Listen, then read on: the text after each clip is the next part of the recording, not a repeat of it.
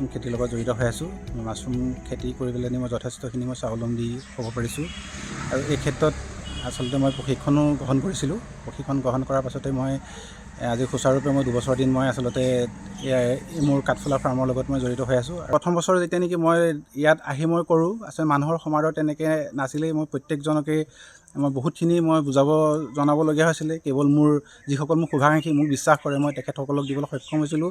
গুণাগুণ থাকিব লাগে আচলতে। আপুনি য'ত আপুনি ফাৰ্মখন কৰিব, আচলতে বৈজ্ঞানিক পদ্ধতিত আচলতে সেই ফাৰ্মখন আপুনি সংৰক্ষণ কৰাৰ যি ব্যৱস্থা সেইখিনি আপুনি গ্ৰহণ কৰিব লাগিব, নহ'লে আপুনি লোকচানৰ সন্মুখীন হ'ব পাৰে।